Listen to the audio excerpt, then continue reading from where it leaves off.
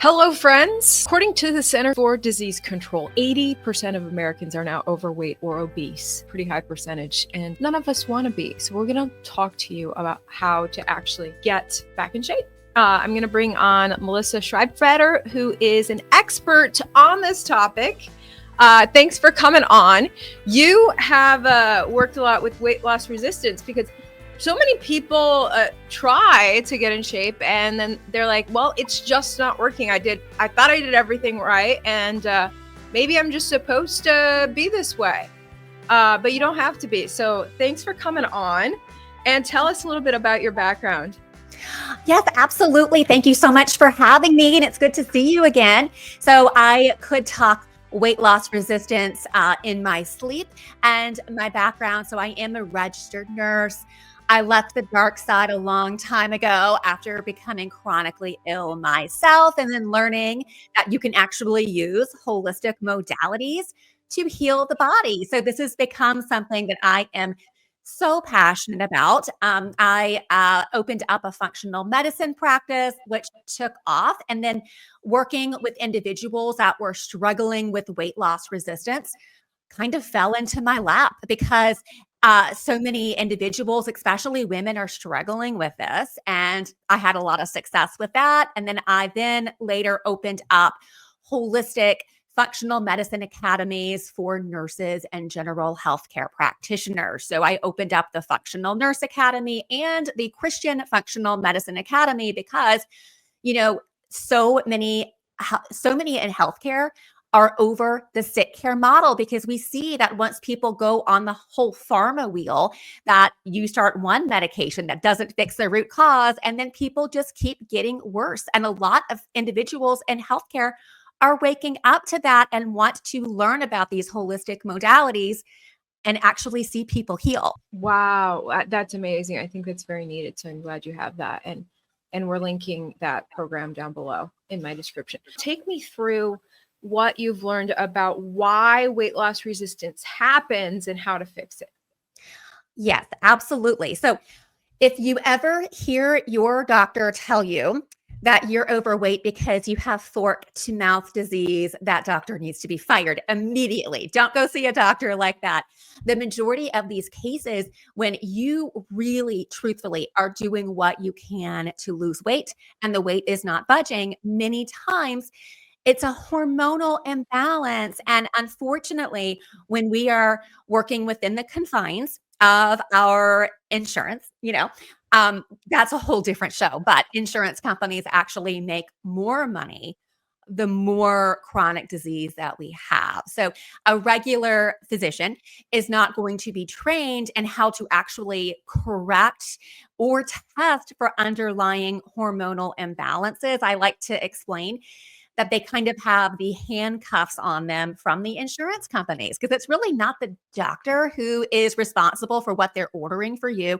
It's basically the insurance companies that dictate what they are going to cover. So there are a variety of different factors that can go into this. And there are ways to get testing for this outside of the conventional system, but it's a variety of different things. The most common factors are going to be hormonal imbalances within your sex hormones. Say that you have something like estrogen dominance. That's something I see very commonly.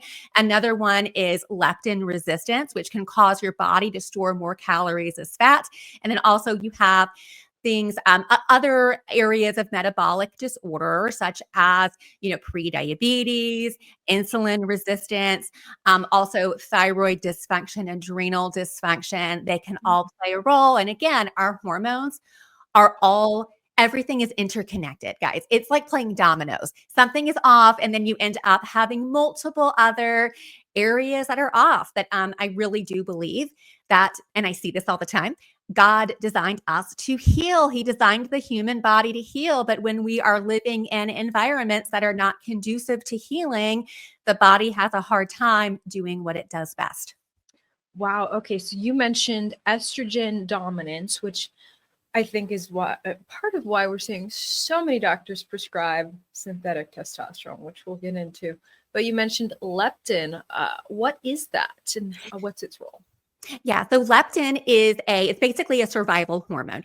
We all produce levels of leptin. However, when the body is basically and I really think a lot of these can be, in a way, protective mechanisms because, again, the body loves us and wants us to heal. But when the body is in survival mode, say that you have been say that you have been affected by a physiological or psychological stressor.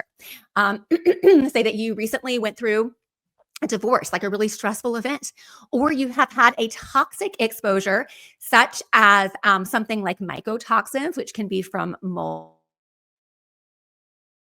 Anyway, so those types of stressors can cause leptin to become upregulated, which then is signaling to your brain, we are in survival mode. So I need you to, everything that you eat, you need to store more of those calories as fat. And there's ways that you can down regulate that. But again, when the body thinks it's in survival mode, we don't want to just give the body synthetic drugs and then send the person on their way. We want to figure out what is causing it, because if we ignore those root causes, then that root cause is likely causing other dysfunction in the body.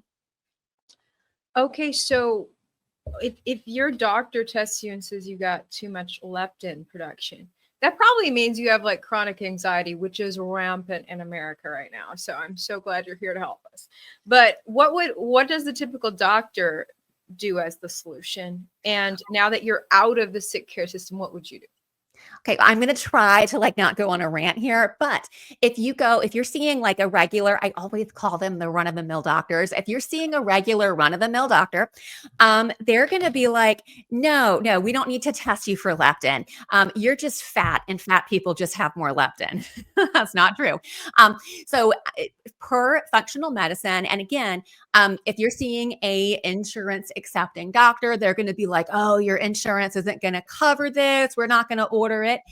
If you order, there are ways that patients can go online to a direct pay laboratory and spend around $30 to order a fasting leptin for themselves. So you can self-order your own testing in the vast majority of states in the US. So anyway, now when you say if you do order a leptin, say that you have an open-minded provider that orders a leptin for you. When you get your labs back, you're going to see something that says the standard reference range, which is what I like to call the stupid reference range, because we know that 88% of adults in the US are metabolically unhealthy. So why in the world would we use reference ranges that are a statistical average of the US population? So in functional medicine, we use different, more updated ranges. We want to look at, okay, what would be a healthy level for you? If your fasting leptin is greater than 12 and you are experiencing weight loss resistance, then many, functional medicine providers would diagnose you then with leptin resistance. Okay. So how would you fix someone's leptin issues? Yeah. So first, I would start exploring root causes. And to simplify this, people are so sick because of crap food, stress, and toxins. And say, for an example, that you are a healthy eater. There are not to scare you guys, but there's a lot of pesticides and herbicides that are for use in that are available for use in the US that are banned in other countries, that disrupt our hormones and cause a lot of stress to the system. So I would want to look at their dietary logs. Are you eating mainly organic? Also, a lot of people are being deceived by big food, because big food is they're kind of getting the gist that people want to eat healthier. So they're like, oh, here's some keto bread. And then they sneak in some extra ingredients. And then the serving size is the size of a Post-it note, So there's a lot of people that do think that they're eating healthy, but they're actually not eating that healthy. So I would want to look at their dietary intake. And then also I would want to look at like chemical toxic exposure, stress. If you are living in an upregulated fight or flight response, which most people are, and a lot of that, there's so many different factors to that. But I would want to take a look at that, look at how they're sleeping. That way I'm assessing for physiological, psychological things like that. And then some things I have found it incredibly successful is, of course, organic is possible, whole foods-based diet, protein intake. You usually want to eat, and I can't make specific recommendations here, but a general recommendation for protein intake is about half of your body weight in grams of protein. And then the timing of your food. A lot of people snack all day, and even if you're not eating like an excessive amount of calories, your body needs to experience times of fasting because there's a lot of metabolic benefits to that. So I usually will tell people front load your day's calories. So if you can consume 70% of your caloric intake by about, 3 p.m. And then, so that's like a good sized breakfast, lunch, and then a smaller dinner. That is going to give more time overnight for fat burning. And then also, if you are able to eliminate snacking, some people can't necessarily eliminate snacking in the beginning because they may be having some blood sugar swings. If you can eliminate snacks, just do 3 meals per day. And then also work on trying to give yourself a good, at least 12 to 16 hour fast overnight. And then also some exercises. There's actually been, this has been studied, the HIIT training, which I think is HIIT, high interval. Yeah, it's like high interval intensity interval training. Thank you. Okay. Yes. HIIT. So look into HIIT training. That can also be really effective. And then as far as supplements and things like that, I haven't seen that much research on supplements and leptin resistance, but there is evidence that melatonin supplementation may help. There's also evidence that increasing fiber intake in your diet may also help. So there's a variety of things that can be looked into. And again, like what I see time and time again is we know that these drugs, especially the new drugs, bring in a lot of money. And a lot of times providers are not even looking at what could potentially be causing it. And then they are prescribing very, very high risk medications such as Ozempic. Oh boy. And we're going to get into Ozempic too. But to wrap up that leptin topic, when you say that it's a survival hormone, that tells me before leptin ever became an issue, before your body started making too much leptin, which caused too much weight, you had a thought which led to a feeling of fear and unsafety. If you're in survival mode, all right, that means that you decided in your mind that you were unsafe and that you had anxiety and fear. And then you haven't been able to come down from that snap out of it. You mentioned things like divorce, like a long-term high emotional impact event. So how much would you say changing your environment and your lifestyle, surrounding yourself with peaceful, tranquil, safe things, how much would that impact regulating your body? Significantly. And something else I like to teach my students, stress will literally kill you. If you are eating like the perfect diet and taking the perfect supplements, but you are stressed out and you don't feel safe. And a lot of times when individuals have maybe been through trauma that has not been processed, it of course can trigger that upregulated stress response. And when our bodies heal, we have the, sympathetic nervous system response, which is your fight or flight. We also have parasympathetic, which is like rest, digest, restore. That's where we heal. But most people are living in that upregulated state, which will prevent the body from healing. And there's something else.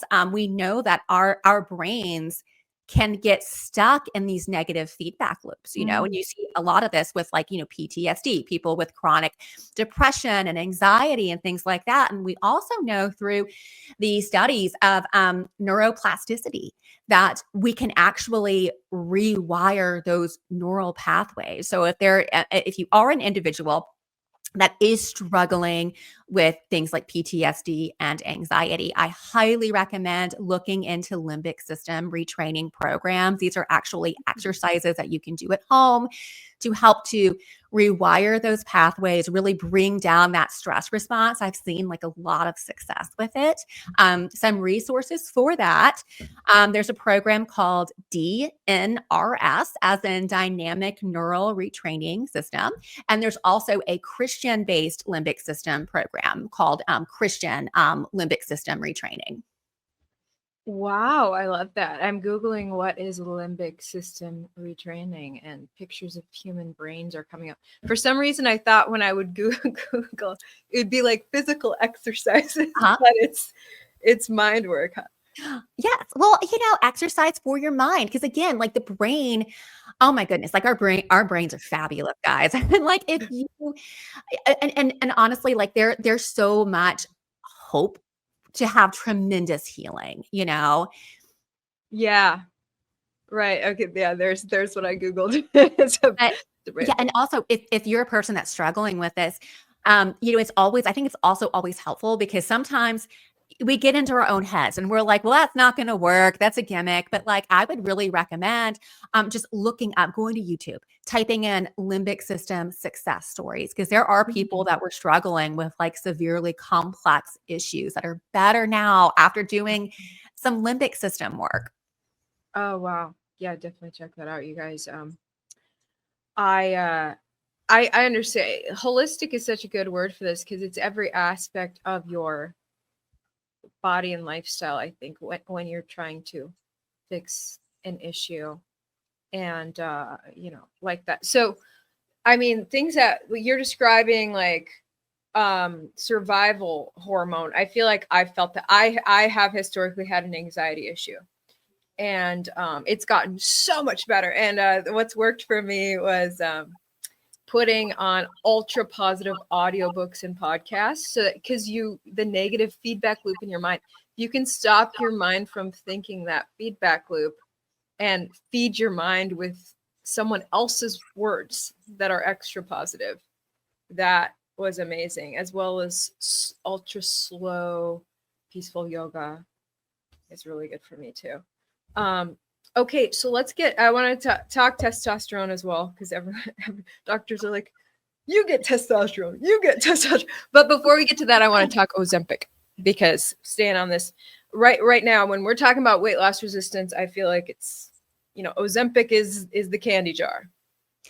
Yes. And I just can't, and I keep telling myself, I'm like, I've got to quit calling doctors idiots, but I just can't help myself. Because I'm like, okay, do you remember when they were like, oh, let's put everybody on opiates, it's safe and effective. And then they did the same thing with Vioxx and with PPIs. And now the weight loss drugs are coming out and they think it's like God's gift to medicine. And they're just like, oh, well, it's just going to fix everything. And I'm like, when has Big Pharma really ever just been excited about just getting people healthy and reversing chronic disease processes? Like, we need to, understand that pharmaceuticals can be a tool, yes, when used appropriately, but the way that Ozempic and these other GLP-1 agonists are being prescribed is so inappropriate. And now again, they are very high risk. They could potentially increase your chance for things like cancer. And also they can cause significant gut dysfunction, which may be permanent, called gastroparesis, which is basically delayed gastric emptying in very severe cases. People may be, they may be dependent on things like tube feeding. So there are some very severe consequences to it. But again, risk versus benefit assessment. Say that you have someone who is morbidly obese and they are diabetic. Well, morbid obesity and diabetes can increase mortality risk, But what I am seeing is that this is inappropriately being prescribed to people who maybe just want to lose an extra 20 pounds or so, but they don't want to do the lifestyle and dietary interventions and they want to take a pharmaceutical instead. And something else that is really controversial is the potential risk of suicidal ideation as a side effect. And what providers are not telling their patients is that these drugs act on what we call the monoamine neuroreceptors. There have been dozens of weight loss drugs that have been taken off of the market because they act on the monoamine neuroreceptors.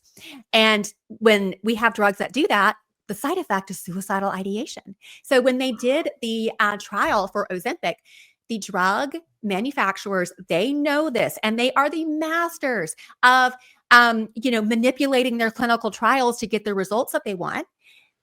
They did not include people. They made sure that they did not include people that had a history of things like depression and suicidal ideation. So I have some really serious concerns when, we're just recklessly prescribing these to individuals. We're not checking their leptin. We're not looking at their thyroid. We're not looking at any of their sex hormones. We're just giving them a shot, and we're not even considering that person's mental health history. And then also a lot of people, they go on Ozempic and they're like, well, I've lost all this weight. But then you may notice that they don't look healthy. About 40% of that weight loss is from muscle mass. You need to have appropriate muscle mass for proper sex hormone production, for your mitochondrial health, which is responsible for your energy. And then also when people go off of the drugs, we do not know if some of those side effects that Ozempic causes, we don't know if some of them are going to be permanent. We just don't know. I mean, this drug has only been out since 2017. Wow. The American Academy of Pediatrics thinks that it's appropriate to prescribe these to 12-year-old children for obesity. So it's really it's really out of control. Wow. Yeah, my understanding is that Ozempic just kills your appetite because it kind of paralyzes your stomach, so it doesn't digest as fast. So then your stomach's full, so you don't get hungry again. So then you lose weight from lack of hunger, not from exercise. And that's why when you're losing weight, you're losing muscle too, because use it or lose it if your body's not even exercising those muscles. Something else I want to mention, I actually just continued services with a chiropractor I've been seeing for years, because at their office, they were promoting even wellness centers, functional medicine practices, natural clinics are promoting GLP-1 agonists because it's bringing people in through the door. You're going to make more money basically if you're prescribing it. But anyway, so GLP-1 agonist is a version of Ozempic, right? Is that semaglutide as well? Yeah. So it's like Ozempic, Wegovy. It's a class of weight loss medications. And so what I believe that providers are misleading people because they're like, oh, GLP-1 agonist, guys, this is a peptide that your body already produces. It's already produced in your stomach, but then they're not telling them that, okay, well, this is a synthetic peptide that was actually derived from the Gila monster, which is like the most venomous reptile in the Midwest. And so again, one of the mechanisms of action is it does cause delayed gastric emptying. But I'm like, that is not a good thing. It's first of all, it's synthetic. It has a longer half-life. It's more, it takes much longer for the body to excrete it.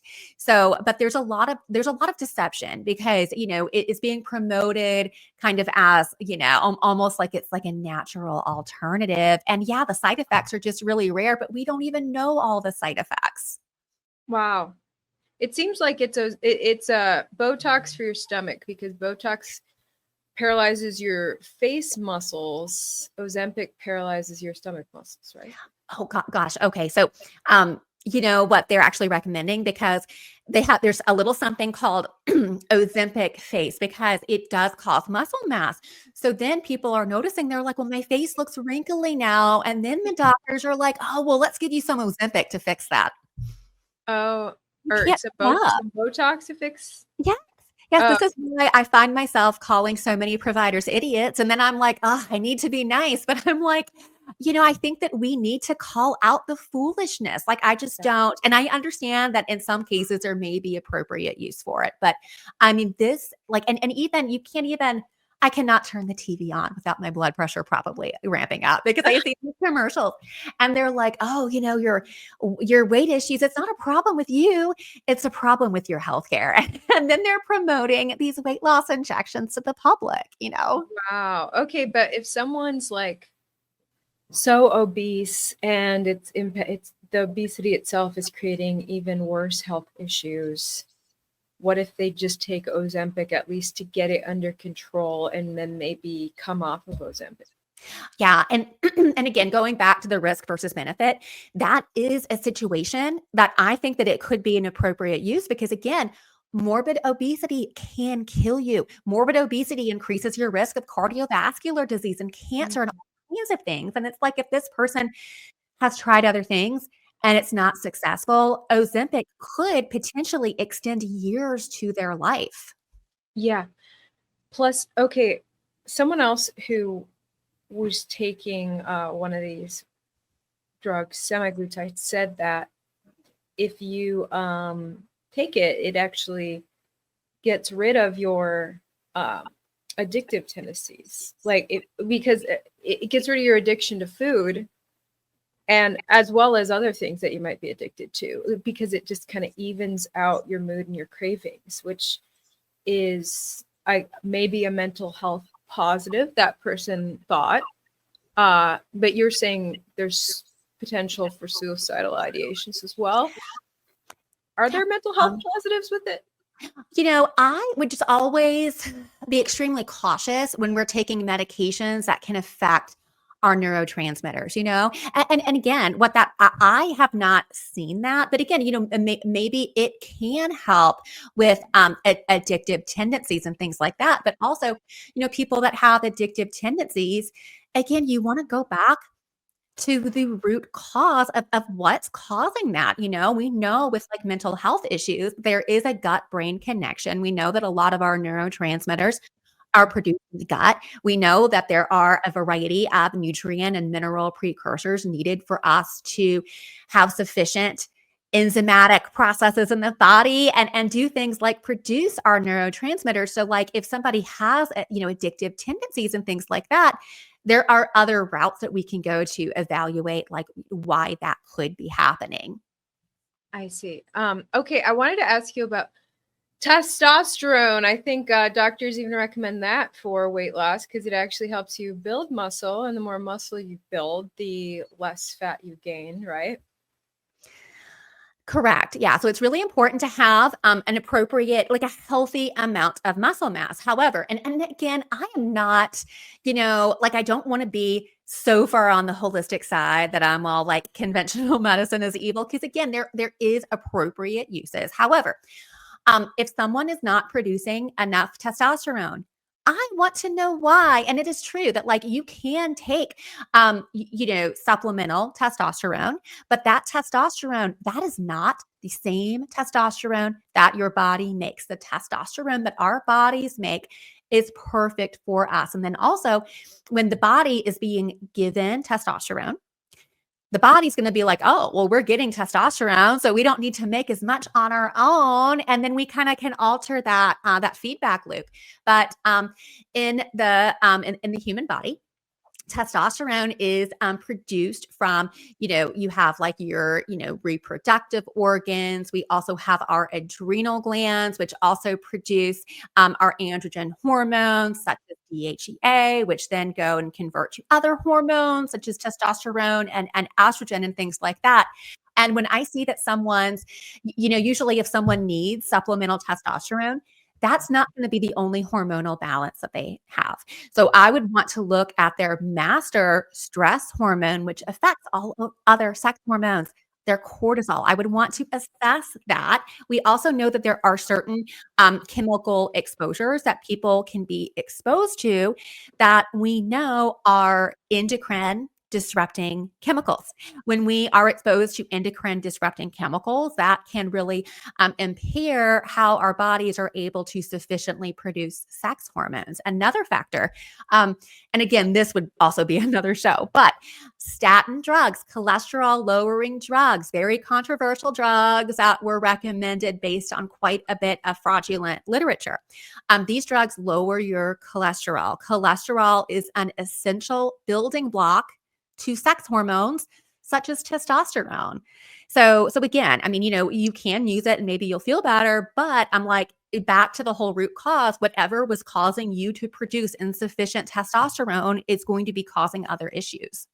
Blood pressure pills can reduce your testosterone? Oh, I'm sorry. It is cholesterol lowering drugs can reduce your cholesterol, which cholesterol is a building block to testosterone. And they also these medications that are widely prescribed. They're like for a while they were the top number one drug prescribed in the US.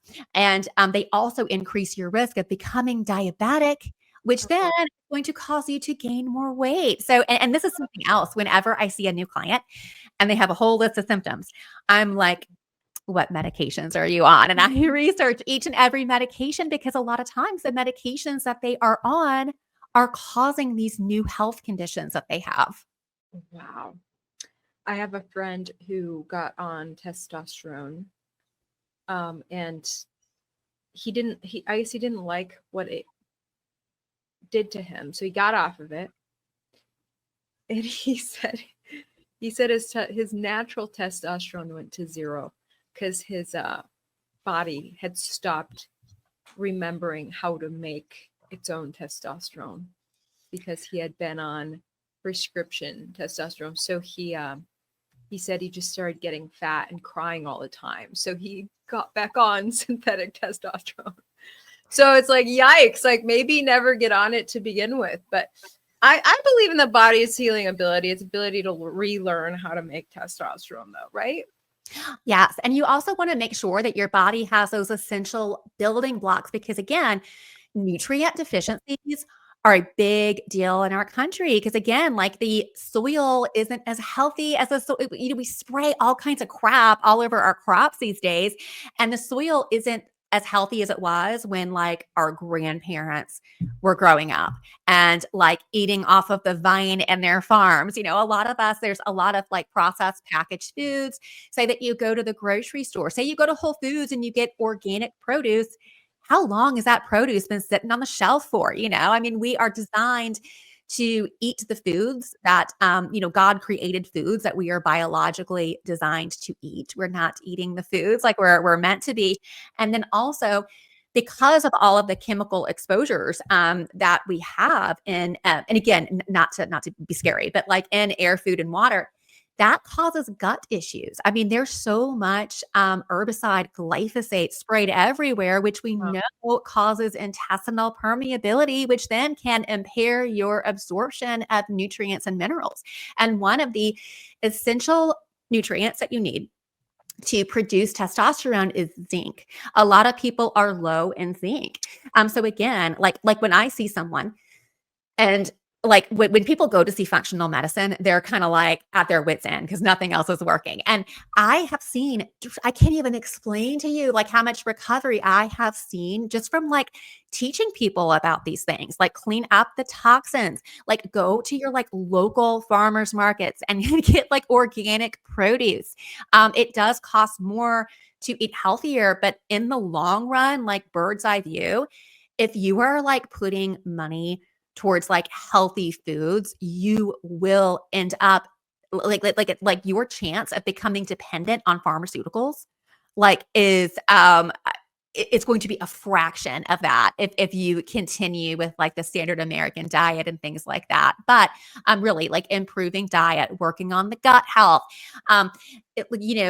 doing like an environmental assessment. I mean, a lot of people don't realize that like these personal cleaners or personal care products are terrible. I mean, some of these like standard lotions, people don't realize that like if you're using standard makeup and lotion and things like that, that you likely are slathering your body every day in like endocrine disrupting chemicals. Oh boy.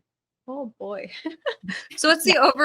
what's the overall takeaway for someone trying to lose weight and wanting, to actually make it happen and not be on a bunch of drugs?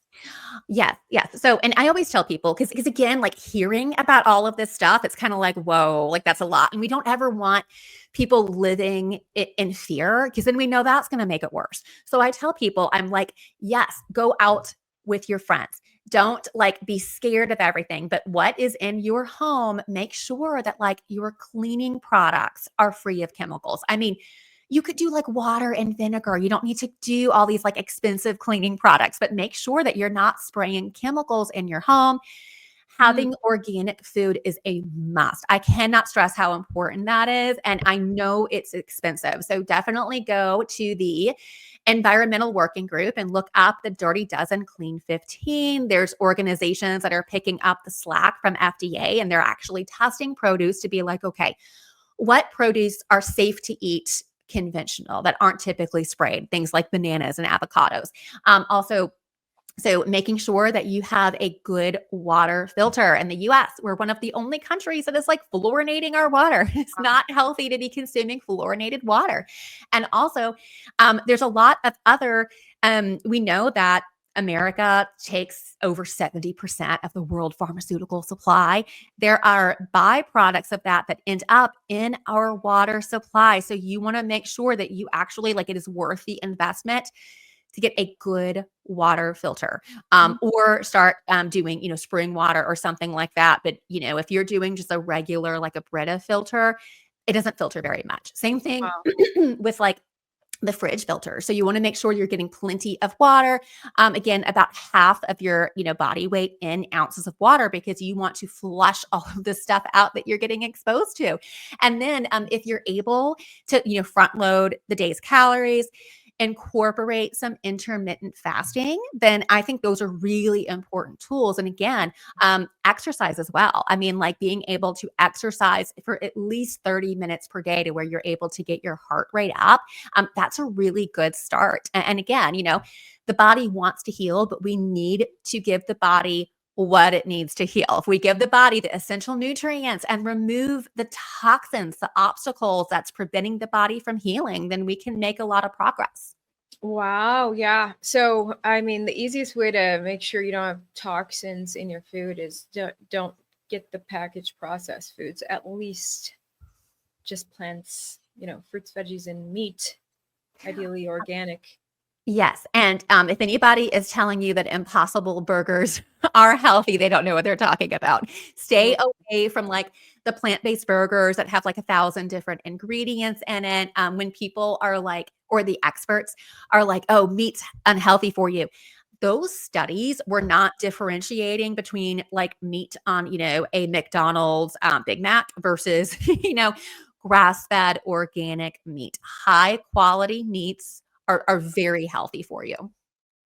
Amen. Amen. Grass-fed meat. I'm a big fan. And yeah, the fake burgers, the veggie burgers, one of the top ingredients is rancid plant oils, which is a lot of people talk about that right now. They're anti-rancid plant oils. They don't actually know why they're against it. It's a groupthink movement, which is a healthy groupthink movement. I love that. But to understand why it's unhealthy for you, it's sending free radicals through your system. It's just a treasure trove of free radicals which rip through your arteries and create oxidized cholesterol and tons of inflammation. It leads And to heart disease, aging, and death, oh, and and weight then gain. and then people think it's healthy because the American Heart Association have got their logo on it that is like these corruptions. Well, that's what we should call them. These organizations are so corrupt, and like many of them are funded by pharmaceutical companies that are like thriving on our chronic disease. And for your listeners, if you guys have a bottle of canola oil in the pantry, go smell it. Just smell it. You're not going to want to cook your food in it. Yeah, canola oil is purely, entirely rancid when you buy it from the shelf. And there's heavy processing to remove the rancid flavor and smell. It's not always entirely removed, but it is for the most part. But I actually went on a 20-day raw vegan cleanse last summer, eating organic veggies and fruits every day. And by the end of it, my palate was so clean that I actually like the next day I went out for Mexican food, and they brought the thing of chips, and I was like, "There's something wrong with these chips. I think they've gone bad." They sent me like a different brand of chips. Same thing. I realized I was detecting the entirely rancid oil. I could actually taste how horribly rancid the oil in the chips was, because that's what it tasted like a super rancid thing. And I was like, wow, it's because my palate is so clean after 20 days of raw organic plants. So anyway, yeah, but most people, their taste buds become numb to the toxins in a lot of foods. But now we're off on a tangent, running out of time. But anyway, thank you so much, Melissa. So would you, for people who are like, this is over my head, I want to go to a doctor to fix my weight, but not that doctor. What do they do? Google functional medicine? So I actually have a entire directory of nurses that I've trained, and this is a variety of nurse practitioners and registered nurses. So you could go to functionalnurseacademy.com, click on the directory, and then you can find practitioners that I have trained. And then also, like, if you want to see someone local, guys, like the Facebook groups, especially I hate Facebook. Facebook groups are like the new Google. Go into your like natural, like holistic local Facebook groups and ask for like open-minded providers if you want to find someone locally. But the nurses that I train, the vast majority of them are able to see clients nationwide. Awesome. Wonderful. Okay. So yeah, let's link that down below too in my description. And you mentioned non-toxic cleaning products, which I didn't realize, which that's one of my advertisers, Patriot Switch. So I'm going to put that down in my link since you mentioned it too. All right. With that being said, thank you so much, Melissa. Great having you on. Yeah, thank you for having me. Thanks.